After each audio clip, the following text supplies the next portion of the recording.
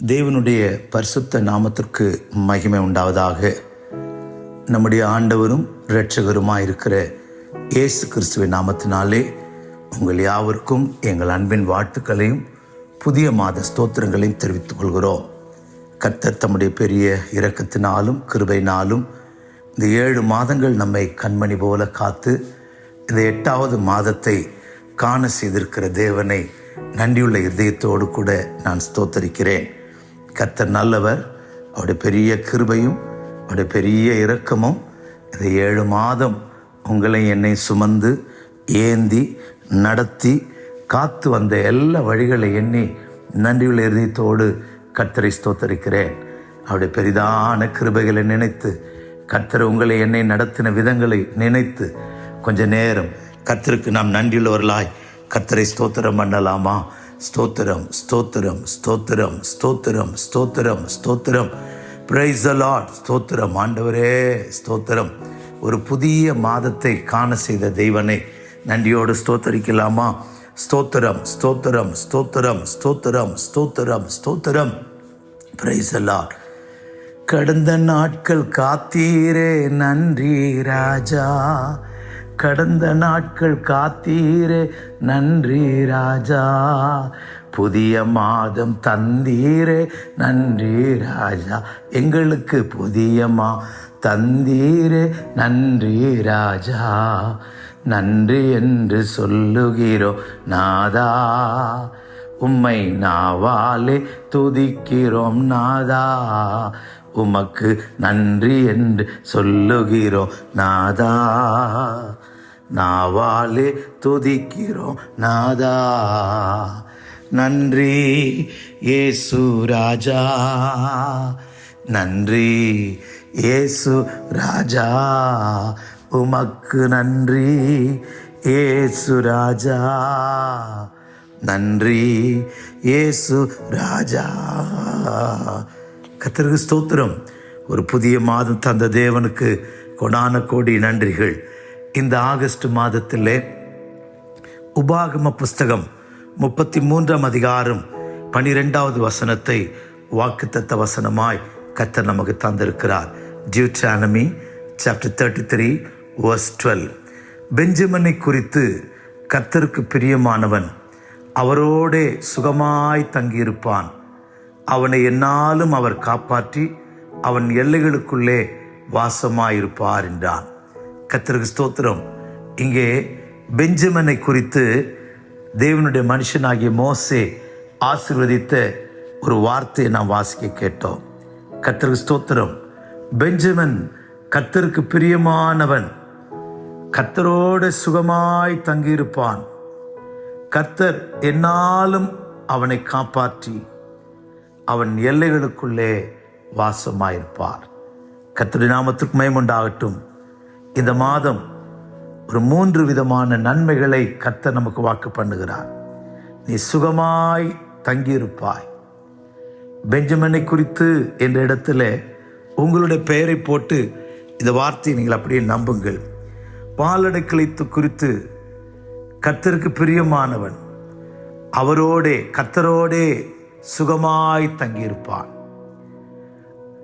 பாலடைக்கலத்தை எந்நாளும் அவர் காப்பாற்றி பாலடைக்கலத்தின் எல்லைகளுக்குள்ளே வாசமாயிருப்பார். கர்த்தர் ஸ்தோத்திரம். உங்களை என்னை கர்த்தர் இந்த மாதம் சுகமாய் தங்கியிருக்க பண்ண போகிறார்.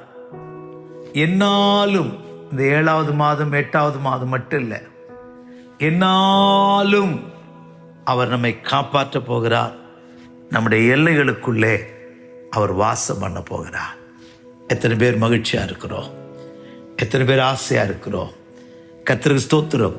அவரை துதிக்க ஆரம்பிப்போம். என்னோடு கூட தங்கி இருக்கிறவரே, என்னை சுகமாய் தங்கியிருக்க பண்ணுகிறவரே, என்னாலும் காப்பாற்றுகிறவரே, என் எல்லைகளில் வாசமாயிருக்கிறவரே, உமக்கு ஸ்தோத்திரம், உமக்கு ஸ்தோத்திரம் என்று சொல்லி அவரை துதிக்க ஆரம்பிப்போம். கர்த்தர் நமக்கு சொல்லுகிறார், பெஞ்சமினை குறித்து கர்த்தருக்கு பிரியமானவன் அவன் அவரோடு சுகமாய் தங்கியிருப்பான். உங்களை என்னை கர்த்தர் தெய்வத்தோடு கூட இல்லை வாசத்திலே, தேவனோடு கூட இல்லை வாழ்க்கையில் அவரோடு கூட சுகமாய் தங்கியிருக்க போகிறோம். இந்த சுகம் அப்படின்னு கேட்கும்போதே ஒரு சுகமான ஜீவி நமக்குள்ளாக உண்டாகிறது. சுகமாய் தங்கியிருக்க போகிறோம். என்னாலும் காப்பாற்ற போகிறார். ஒவ்வொரு நாள் கர்த்தர் நம்மை போற்றி காப்பாற்றி ஆசீர்வதித்து போஷித்து நடத்த போகிறார். எல்லாவற்றுக்கும் மேலாய் என்னுடைய பார்டர்ஸ், என்னுடைய பவுண்டரிஸ், என்னுடைய டெரிட்டரி, இவைகளிலே கர்த்தர் வாசம் பண்ண போகிறார். இவ்வளோ மகிழ்ச்சியாக இருக்கு. கர்த்தர் ஸ்தோத்திரம். இந்த வாக்கு தத்தத்தை கர்த்தர் நம்மோடு கூட இந்த கால வேளையிலே அவர் பேசி கொண்டிருக்கிறார். கர்த்தருடைய நாமத்திற்கு மகிமை உண்டாகட்டும். நீங்களும் நானும் பிரியமானவர்களாக இருந்தால் போதும், பிரியமானவர்களாக இருந்தால் போதும். கர்த்தர் நம்மோடு கூட வாசம் பண்ணுவார். ஆதியாகமம் 49ஆம் அதிகாரத்திலே தன் தகப்பனாகிய யாக்கோபு பெஞ்சமினை குறித்து சொல்லும்போது அவன் பீறுகிற ஓனாய் என்று சொல்லுகிறார். ஆனால் மோசே தேவனுடைய மனுஷன் விதமாய் சொல்லுகிறான், கர்த்தருக்கு பிரியமானவன். நீங்களும் நானும் கர்த்தருக்கு பிரியமானவர்களாக இருந்தால், பிரியமானவர்களை செய்தால், பிரியமானவர்களை சிந்தித்தால், பிரியமானது இன்னதென்று சோதித்தறிந்தால், பிரியமானதை செய்கிற மனுஷராய் மாறினால், கர்த்தர் இன்றைக்கு சொல்லியிருக்கிற இந்த 3 காரியத்தையும் உங்களுக்கு எனக்கும் அவர் செய்ய போகிறார். அவரோடே சுகமாய் தங்கியிருப்பார். நீங்களும் நானும் கர்த்தருக்கு பிரியமானவர்களாய் நாம் ஜீவிப்போமானால் கர்த்தரோடு கூட சுகமாய் தங்கியிருக்கலாம். கர்த்தர் நம்மை என்னாலும் காப்பாற்றுவார். நம்முடைய எல்லைகளுக்குள்ளே அவர் வாசம் பண்ணுவார். பிரியமானவர்களே, இதை சொல்ல சொல்ல ஆசையா இருக்கிறது. அது உச்சரிக்க சுகமா இருக்கிறது. ஆத்துமாவிலே பலனா இருக்கிறது. பரலோகத்தின் தேவன் என்னோடு கூட, நான் அவரோடு கூட சுகமாய் தங்கியிருக்க போகிறேன். கர்த்தருக்கு ஸ்தோத்திரம். ஒரு ஆட்டுக்குட்டி இயேசுவினுடைய கையிலோ, இயேசுவினுடைய தோளிலோ, இயேசுவின் மடியில் இருக்குமானால் அதுக்கு எத்தனை சந்தோஷம். ஒரு வல்லமையும் தொட முடியாது இல்லையா? அதே போலதான் நீங்களும் நானும் சுகமாய் இருக்க போகிறோம். சுகமாய் தங்க பண்ண போகிறார். அவரோடு சுகமாய் இருக்க போகிறார். கர்த்தருக்கு ஸ்தோத்திரம். அதோடு மாத்திரமல்ல, காப்பாற்ற போகிறார். 1 நாள் 2 நாள் அல்ல, இயேசுவின் வருகை வரைக்கும், இல்லாவிட்டால் மரண பரியந்தம் இந்த தேவன் என்றென்றைக்கு நம்முடைய தேவன், சதா காலங்களில் நம்முடைய தேவன் மரண பரியந்தம் நம்மை நடத்துவார். கர்த்தருக்கு ஸ்தோத்திரம். மரண பரியந்தம் நடத்துகிற ஒரு யாக்கோபின் தேவன் நமக்கு இருக்கிறார். கர்த்தர் நாமத்திற்கு மகிமை உண்டாவதாக. உன் எல்லைகளுக்குள்ளே வாசமா இருப்பார். என்னை ரொம்ப தொட்ட ஒரு வார்த்தை. கர்த்தருக்கு ஸ்தோத்திரம். அவன் எல்லைகளுக்குள்ளே வாசமா இருப்பார்.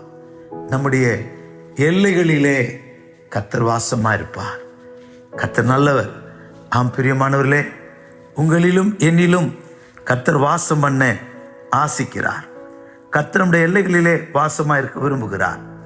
அப்போஸ்தலர் நடபடிகள் 17ஆம் அதிகாரத்திலே 26வது வசனத்திலே நாம் படிக்கும்போது, ஆக்ட்ஸ் சாப்டர் 17 verse 26, அங்கே கர்த்தராகிய நம்மை அவர்கள் தடவியாகிலும் மன்னிக்கணும். verse 26, மனுஷ ஜாதியான சகல ஜனங்களையும் அவர் ஒரே இரத்தத்தினாலே தோன்ற பண்ணி பூமியின் மீதெங்கும் குடியிருக்க செய்து முன் தீர்மானிக்கப்பட்ட காலங்களையும் அவர்கள் குடியிருப்பின் எல்லைகளையும் குறித்திருக்கிறார். பூமியிலே பிறக்கிறதுக்கு முன்னமே நாம எங்க குடியிருக்கணும் என்கிற எல்லையை அவர் குறித்திருக்கிறாரா. அதே போலதான் பிரசங்கி 8:10 பூமியிலே பிறக்கிறதுக்கு முன்னமே பேரிடப்பட்டிருக்கிறானா. மனுஷன் பூமியில பிறக்கும் முன்னமே அவன் பேரிடப்பட்டிருக்கிறான் என்று வேதம் சொல்லுகிறது. கர்த்தருடைய நாமத்திற்கு மகிமை உண்டாகட்டும். நீங்கள் பூமியிலே பிறக்கிறதுக்கு முன்னமே கர்த்தர் குடியிருக்கிற எல்லையை குறித்து வைத்திருக்கிறார். அதோடு மாத்திரமல்ல, பூமியிலே பிறந்த எவனும் பிறக்கும் முன்னே பேரிடப்பட்டிருக்கிறானா. கர்த்தருடைய பரிசுத்த நாமத்திற்கு மகிமை உண்டாகட்டும். ஆம் பிரியமானவர்களே, உங்கள் ஜீவியத்திலும் என்னுடைய ஜீவியத்திலும் 8ஆம் அதிகாரம் பிரசங்கி 10வது வசனம். இருக்கிறவன் எவனும் தோன்றும் முன்னமே பேரிடப்பட்டிருக்கிறான். கர்த்தருக்கு ஸ்தோத்திரம். அப்படியானால் பூமியிலே இருக்கிற எவனும் எப்ப பெயர் வைக்கப்பட்டிருக்காங்களாம்? அவன் தோன்றுவதற்கு முன்னமே அவனுக்கு பெயர் வச்சிருக்கிறார். கர்த்தருக்கு ஸ்தோத்திரம். நான் தோன்றுவதற்கு முன்னமே குடியிருப்பின் எல்லையை குறித்து வைத்திருக்கிறார். இந்த எல்லைகளிலே எனக்கு தேவன் குறித்திருக்கிற குடியிருப்பின் எல்லையிலே கர்த்தர் சொல்றார், இந்த மாதம் நான் வாசமாயிருப்பேன். பெஞ்சமினை குறித்து சொல்லுகிறார், அவன் எல்லைகளிலே அவர் வாசமாயிருப்பார். ஆம் பிரியமானவர்களே, உங்களுக்கு தேவன் தோன்றும் முன்னே பெயர் வைத்து குடியிருப்பின் எல்லைகளை முன்குறித்து கர்த்தர் ஸ்தோத்திர. சிலருக்குலாம் ஆச்சரியமா இருக்கும். தமிழ்நாட்டில் பிறந்தவங்க அமெரிக்காவில் போய் குடியிருக்கிறாங்க. கர்த்தர் ஸ்தோத்திரம்.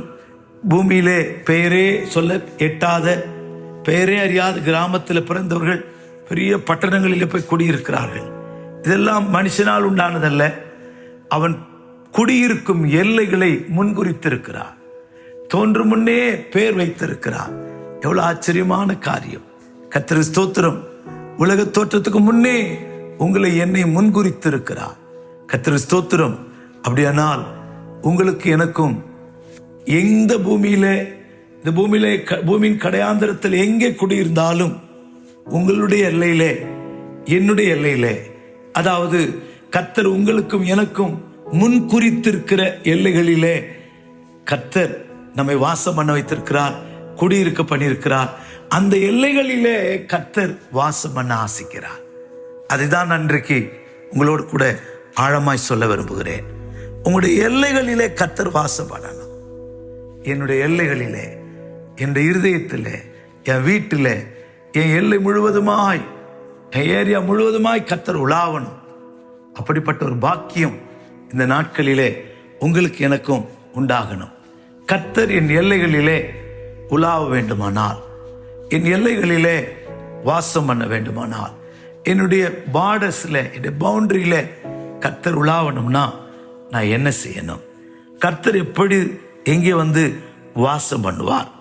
முதலாவதாக 22ஆம் சங்கீதம் 3வது வசனத்திலே நாம் படிக்கும்போது, சங்கீதம் 22:3, Psalms 22:3, அங்கே சங்கீதக்காரன் கர்த்தர் எங்கே உலாவுவார் என்று ஒரு காரியத்தை சொல்லுகிறார்.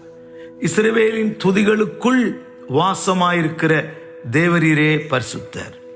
கர்த்தர் எங்கே வாசம் பண்ணுகிறார் அப்படின்னா, கர்த்தர் ஸ்தோத்திரம், பென்யமீனுடைய எல்லைகளிலே வாசம் பண்ண வேண்டுமானால் அவன் கர்த்தரை துதிக்கிறவனா இருக்கணும். Where is the praise? There will be the Lord. Where will be the praise? There will be the Lord. கர்த்தர் எங்கே இருக்கிறாரோ, எங்கே துதி இருக்கிறதோ அங்கே கர்த்தர் இருக்கிறார். நம்முடைய ஜீவியத்தில் கர்த்தரை துதிக்கிற மனுஷராய், இஸ்ரவேலின் தேவனை, இஸ்ரவேலின் பரிசுத்தரை துதிக்கிறவர்களாய் இருந்தால் துதிகளின் மத்தியிலே அவர் வாசம் பண்ணுகிற கர்த்தர். இஸ்ரவேலின் பரிசுத்தர் துதிகளின் மத்தியிலே உலாவுகிற கர்த்தர். இஸ்ரவேலின் தேவன் துதிக்கிறவர்களுடைய நடுவிலே வந்து இறங்குகிற கர்த்தர். கர்த்தருடைய நாமத்துக்கு மகிமை உண்டாகட்டும். தூதர்கள் பரலோகத்திலே 24 மணி நேரமும் துதிச்சுக்கிட்டே இருக்கிறாங்க. 24/7 ஓயாமல் பரிசுத்தர் பரிசுத்தர், சேனைகளின் கர்த்தர் பரிசுத்தர் பரிசுத்தர் துதிச்சுக்கிட்டே இருக்கிறான். அந்த துதியில கர்த்தர் விருப்பமுற்று இருக்கிறாரா அப்படின்னு கேட்டா, அதை விட அவருடைய பிள்ளைகளாயிருக்கிற நீங்கள நானும், அவருடைய சபையாயிருக்கிற நீங்கள நானும், இஸ்ரவேலாயிருக்கிற நீங்கள நானும் கர்த்தர் ஸ்தோத்திரம் தெய்வத்தை துதிக்க ஆரம்பிச்சோம்னா, அவர் தூதர்களை விட்டுட்டு பரலோகத்தை விட்டுட்டு இஸ்ரவேல் ஜனங்களின் நடுவிலே துதிகளின் மத்தியிலே அவர் வந்து வாசம் பண்ணார். கர்த்தருடைய நாமத்திற்கு மகிமை உண்டாகட்டும். எவ்வளவு ஒரு நல்ல கர்த்தர் நமக்கு இருக்கிறார். கர்த்தர் ஸ்தோத்திரம். துதிக்கிற மனுஷன் தேவனை தன்னோடு கூட வைத்துக் கொள்வான். துதிக்கிற மனுஷனோட ஜீவியத்தில் கர்த்தர் கூட இருக்கிறவரா இருக்கிறார். துதிக்க ஆரம்பிச்சிடலாமா? கர்த்தர் ஸ்தோத்திரம் செய்த நன்மைகளை நினைத்து துதிக்கலாமா? கர்த்தர் பாராட்டின இரக்கத்தை நினைத்து துதிக்கலாமா? கர்த்தருக்கு ஸ்தோத்திரம். Where is the praise? There will be the Lord. துதி எங்கேயோ அங்கே கர்த்தர் இருக்கிறார். ஹூராபாலா கஷடாயிரியந்துனா. துதிகளின் மத்தியிலே வாசம் பண்ணுகிற தேவன், துதிகளின் நடுவிலே உலாவுகிற கர்த்தர், துதிகளின் மத்தியில வந்து இறங்கி இருக்கிற தெய்வம். கர்த்தருடைய நாமத்திற்கு மகிமை உண்டாகட்டும். சாலமோன் ஆலயத்தை கட்டி பிரதிஷ்டை பண்ணி துதிக்க ஆரம்பித்தான். துதிகளின் துதி பெருக பெருக பெருக, துதி மேலோங்க மேலோங்க மேலோங்க, தேவன் மகிமையாய் வந்து இறங்கினார், மேகமாய் வந்து இறங்கினார். தேவனுடைய மகிமை ஆலயத்தை நிரப்பிற்று, ஆலயத்தை நிரப்பிற்று. உங்க வாழ்க்கையில், இந்த வாழ்க்கையில தேவனை துதிக்கிற அனுபவம் பெருகிக்கிட்டே இருக்கட்டும். கர்த்தர் நம் மத்தியிலே பரலோகத்தை விட்டு நம் மத்தியில வந்து இறங்கி வந்துடுவார். கர்த்தர் ஸ்தோத்திரம்.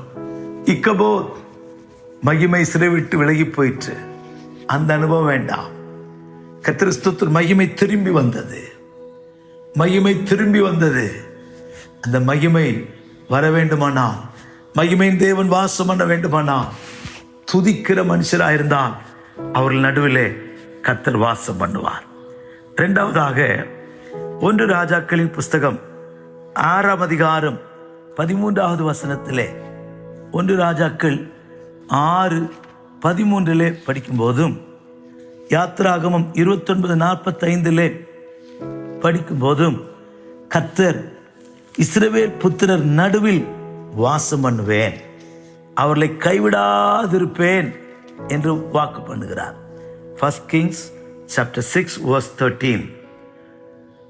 இஸ்ரவேல் புத்திரர் நடுவிலே வாசம் பண்ணி என் ஜனமாகிய இஸ்ரவேலை கைவிடாதிருப்பேன். இஸ்ரவேல் புத்திரர் நடுவிலே வாசம் பண்ணி என் ஜனமாகிய இஸ்ரவேலை கைவிடாதிருப்பேன் என்று கர்த்தர் சொல்லுகிறார். கர்த்தர் ஸ்தோத்திரம். இந்த மாதம் நீ இஸ்ரவேல் புத்திரனா, இஸ்ரவேலா இருந்தால் உன் ஜீவியத்தை கர்த்தர் மாற்றி உன்னை கைவிடாதிருப்பார். உனக்குள்ளே வாசம் பண்ணுவார், என்னாலும் காப்பாற்றுவார், வாசம் பண்ணுவார். நீ கர்த்தரோடு சுகமாய் தங்கியிருப்பாய். அதோடு கூட இன்னொரு வார்த்தை, நீ இஸ்ரவேல் புத்திரராய் இருந்தால் உன்னை கர்த்தர் உனக்குள்ளே வாசம் பண்ணி உன்னை கைவிடாதிருப்பார். கர்த்தர் ஸ்தோத்திரம். எக்ஸடெக்ஸ் 29:45 அங்கே படிக்கும் போதும் இதே வார்த்தை கர்த்தர் சொல்லுகிறார். கர்த்தருடைய நாமத்துக்கு மகிமை உண்டாகட்டும். அவங்க என்ன சொல்லுகிறார்? 29:45 இஸ்ரவேல் புத்திரர் நடுவிலே நான் வாசம் பண்ணி அவர்களுக்கு தேவனாயிருப்பேன். உனக்கு தேவனாயிருப்பார், உன்னை கைவிடாதிருப்பார், என்னாலும் காப்பாற்றுவார். கர்த்தரோடு நீ சுகமாயிருப்பாய். கர்த்தர் ஸ்தோத்திரம். இந்த ஆசீர்வாதங்கள் எல்லாம் உனக்கு வர வேண்டுமானால் நீ இஸ்ரவேல் புத்திரராய் மாறணும். மீட்கப்பட்ட ஜனம். இஸ்ரவேல் புத்திரரை கர்த்தர் பஸ்காட்டு குட்டியின் இரத்தத்தினாலே மீட்டார். நீ மீட்டெடுக்கப்பட்டவனாய். கர்த்தர் ஸ்தோத்திரம். பாவத்தை ஒத்துக்கொண்டு, நான் யாக்கோபு என்ற பெயரை நீ ஒத்துக்கொண்டு, எத்தன் ஏமாற்றுகிறவன் என்று நீ ஒத்துக்கொள்ளும் போது, அறிக்கையிடும் போது, கர்த்தர் ஸ்தோத்திரம், கர்த்தருக்கு முன்பாய் உன்னை உள்ளது போல ஒத்துக்கொள்ளும் போது உன் பெயரை இஸ்ரவேலாய் கர்த்தர் மாற்றுகிறார். நீ இஸ்ரவேல் புத்திரனாய் மீட்கப்பட்டவனாய் மாறுகிறாய். பாவங்களை அறிக்கை செய்து இஸ்ரவேல் புத்திரராய் மாறுவோம். கர்த்தர் ஸ்தோத்திரம். தேவன் உங்களை என்னையும், கர்த்தர் ஸ்தோத்திரம், நமக்குள்ளே உலாவட்டும், நமக்குள்ளே வாசம் பண்ணட்டும், நமக்கு தேவனாயிருக்கட்டும், நம்மை கைவிடாதிருக்கட்டும், என்னாலும் காப்பாற்றட்டும். இந்த ஆசீர்வாதங்கள் உனக்கு வேண்டுமானால், அருமையான தேவனுடைய பிள்ளையே, உண்மையான ஒரு இஸ்ரவேலனாய், பாவத்தை ஒத்துக்கொள்கிறவனாய், பலவீனத்தை ஒத்துக்கொள்கிறவனாய், உன்னை ஒத்துக்கொள்கிறவனாய் நீ மாறு. அப்பொழுது கர்த்தர் உனக்குள்ளே வாசம் பண்ணுவார். மூன்றாவதாக கர்த்தர் ஸ்தோத்திரம். 2 கொரிந்தியர் 6ஆம் அதிகாரம் 2 கொரிந்தியர் 6ஆம் அதிகாரம் 16வது வசனத்திலே நான் படிக்கும்போது, 2 கொரிந்தியர் 6:16 படிக்கும்போது கர்த்தர் சொல்றார், நான் அவர்களுக்குள்ளே உலாவி அவர்கள் தேவனாயிருப்பேன். கர்த்தருக்கு ஸ்தோத்திரம். 2 Corinthians chapter 6 verse 16. தேவனுடைய ஆலயத்துக்கும் விக்கிரகத்துக்கும் சம்பந்தம் ஏது? நான் அவர்களுக்குள்ளே வாசம் பண்ணி அவர்களுக்குள்ளே உலாவி அவர்கள் தேவனாயிருப்பேன், அவர்கள் என் ஜனமாயிருப்பார்கள் என்று தேவன் சொன்னபடி நீங்கள் ஜீவனுள்ள தேவனுடைய ஆலயமாயிருக்கிறீர்கள். வேறுபாட்டின் ஜீவியம் உங்களுக்குள்ளே இருக்குமானால், வேறுபாட்டின் ஜீவியம் உங்களுக்குள்ளே எனக்குள்ளே காணப்படுமானால், உங்களிலும் என்னில கர்த்தர் உலாவி நம்முடைய தேவனாயிருப்பார். கர்த்தர் ஸ்தோத்திரம். லேவியராகம புஸ்தகம் 26ஆம் அதிகாரம் 16வது வசனத்திலேயும் அவ்விதமாய் நாம் படிக்கிறோம். கர்த்தருடைய நாமத்திற்கு மகிமை உண்டாகட்டும். ஆம் பிரியமானவர்களே, கர்த்தருக்கு ஸ்தோத்திரம். லேவிட்டிகஸ் சாப்டர் 26 அங்கே படிக்கும்போது கர்த்தர் அவர்களுக்குள் உலாவி அவர்கள் தேவனாயிருப்பேன். verse 13, நான் உங்களை நடுவிலே உலாவி உங்கள் தேவனாயிருப்பேன், நீங்கள் என் ஜனமாயிருப்பீர்கள். கர்த்தருடைய நாமத்துக்கு மகிமை உண்டாகட்டும். ஆம் பிரியமானவர்களே, கர்த்தர் நமக்குள்ளே உலாவி நம்முடைய தேவனாயிருக்கும்படிக்கு கர்த்தருக்கு ஸ்தோத்திரம். நம்முடைய ஜீவியத்திலே சுத்திகரிப்பை, வேறுபாட்டை நாம் உண்டாக்குறவர்களா இருப்போம். விக்கிரகமும் தேவனுடைய ஆலயமாகி எனக்கு விக்கிரகத்துக்கு சம்பந்தம் இருக்கக்கூடாது. விக்கிரகத்தின் பேச்சு எனக்குள்ள இருக்கக்கூடாது. விக்கிரகத்தின் ஆவி எனக்குள்ள இருக்கக்கூடாது. கர்த்தர் ஸ்தோத்திரம். எப்படி கர்த்தர் நமக்குள்ளே உலாவுகிறார், நமக்குள்ளே வந்து வாசம் பண்ணுகிறார் என்று சொன்னால், கர்த்தர் ஸ்தோத்திரம், நான் அவர்களுக்குள்ளே உலாவி அவர்கள் தேவனாயிருப்பேன். முதலாவதாக யோவான் சுவிசேஷம் 1ஆம் அதிகாரம் 14ஆம் வசனத்திலே, யோவான் 1:14, 1:14, John the Gospel. அந்த வார்த்தை மாம்சமாகி கிருபையினாலும் சத்தியத்தினால் நிறைந்தவராய் நமக்குள்ளே வாசம் பண்ணினார். இயேசு எப்படி நமக்குள்ளே வாசம் பண்ணி உலாவுவார் என்றால், அந்த வார்த்தை மாம்சமாகி கிருபையினாலும் சத்தியத்தினாலும் நிறைந்தவராய் நமக்குள்ளே வாசம் பண்ணினார். கிருபையினால், சத்தியத்தினால், கிருபையின் மூலமாய், சத்தியத்தின் மூலமாய் முதலாவது இயேசு நமக்குள்ள வருகிறார். இரண்டாவதாக யோவான் 14ஆம் அதிகாரம் 17வது வசனத்திலே படிக்கும்போது, ஜான் காஸ்பல் 14:17 அங்கே வாசிக்கும்போது, உலகம் அந்த சத்திய ஆவியானவரை காணாமலும் அறியாமலும் இருக்கிறபடியால் அவரை பெற்றுக்கொள்ள மாட்டாது. அவர் உங்களுடனே வாசம் பண்ணி உங்களுக்குள்ளே இருப்பதால் நீங்கள் அறிவீர்கள். எப்படி இயேசு நமக்குள்ளே வந்தார், எப்படி இந்த ஆவியானவர் நமக்குள்ளே வந்தார், அவர் உங்களுக்குள்ளே வாசம் பண்ணி உங்களுக்குள்ளே இருப்பதால் சத்திய ஆவி அறிவீர்கள். இதைதான் 14:20 John the Gospel 14:20 நான் என் பிதாவிலும் நீங்கள் என்னிலும் நான் உங்களுக்குள் இருப்பதை அந்நாளிலே அறிவீர்கள். பரிசுத்த ஆவியின் மூலமாய் நான் பரிசுத்த ஆவியை பெற்றுக்கொள்ளும் போது இந்த இயேசு நமக்குள்ளே வருகிறார், நமக்குள்ளே வாசம் பண்ணுகிறார். கர்த்தருக்கு ஸ்தோத்திரம். இதைதான் கொலோசியர் 1ஆம் அதிகாரம் கர்த்தருக்கு ஸ்தோத்திரம் அங்கே படிக்கும்போது, ஆம் பிரியமானவர்களே, இயேசு எவ்விதமாய் ஒரு மனிதனுக்குள்ளே வந்து வாசம் பண்ணுகிறார் என்றால், 27ஆம் வசனத்திலே, பிரஜாதிகளுக்குள்ளே விளங்கின இந்த ரகசியத்துள்ள மகிமையின் ஐஸ்வர்யம் என்னதென்று தேவன் தம்முடைய பரிசுத்தவான்களுக்கு தெரியப்படுத்த சித்தமானால், கிறிஸ்துவானவர் மகிமை நம்பிக்கையாய் உங்களுக்குள் இருப்பதே அந்த ரகசியம். இயேசு நமக்குள்ளே மகிமையின் நம்பிக்கையாய் நமக்குள் இருக்கிறார். அதான் அந்த ரகசியம்.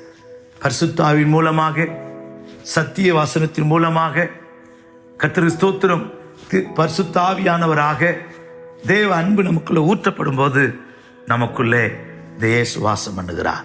ஒன்று, துதிகளில வாசம் பண்ணுகிறார். இஸ்ரவேல் புத்திரன் நடுவில் வாசம் பண்ணுகிறார். மூன்றாவது, கர்த்தருக்கு ஸ்தோத்திரம், நம்மை தேவனுடைய ஆலயமாய் மாற்றி நமக்குள்ளே வாசம் பண்ணுகிறார்.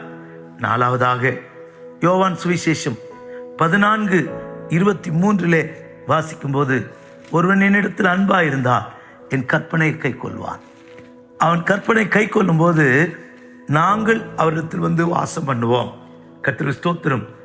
John the Gospel chapter 14 verse 28. இயேசு அவனுக்கு பிரதியுத்தரமாக, ஒருவன் என்னில் அன்பாயிருந்தால் என் வார்த்தையை கை கொள்வான், அவனில் என் பிதா அன்பாயிருப்பார், நாங்கள் அவனிடத்தில் வந்து அவனோட வாசம் பண்ணுவோம். கர்த்தருக்கு ஸ்தோத்திரம். கர்த்தர் நம்மிடத்தில் வந்து வாசம் பண்ண வேண்டுமானால் நாம் தேவனிடத்தில் அன்பு கூறுகிறவர்களாக இருக்கணும். கர்த்தருக்கு ஸ்தோத்திரம்.